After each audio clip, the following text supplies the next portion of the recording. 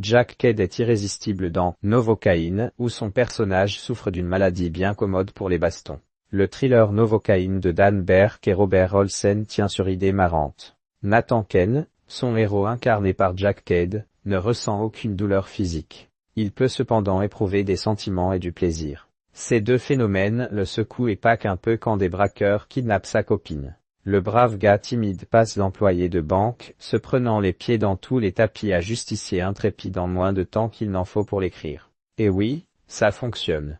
On y croit à ce brave type plus malin qu'il n'y paraît quand celle qu'il aime est menacée. Et cela d'autant plus que cette maladie existe vraiment.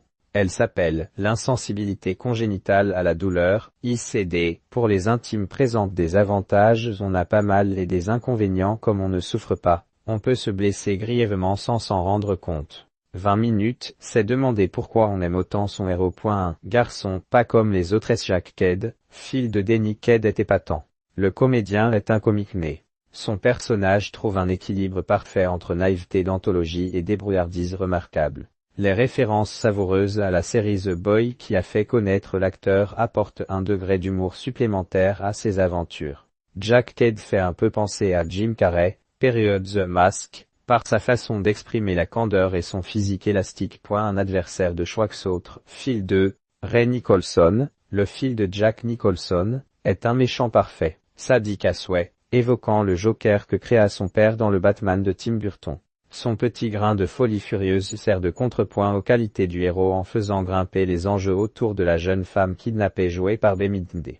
Il s'est associé une belle brochette de bras cassés violents, offrant de fort belles scènes de baston notamment dans un salon de tatouage. Des affrontements de folie. Berk et Robert Olsen s'amusent comme des petits fous et leur film ressemble à un cartoon en prise de vue réelle tant il place le héros dans de situations de folie.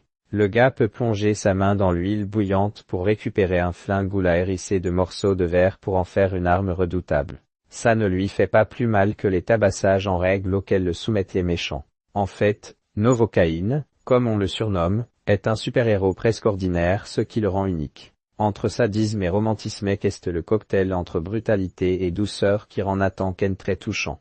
Les réalisateurs déclarent avoir souhaité rester crédibles dans les blessures qu'il subit sans en mourir. Il semble tout de même particulièrement résistant, mais qu'importe, si le spectateur souffre parfois à sa place devant ses multiples plaies, bosses et autres fractures, il se laisse séduire par son romantisme de prince charmant totalement déjanté.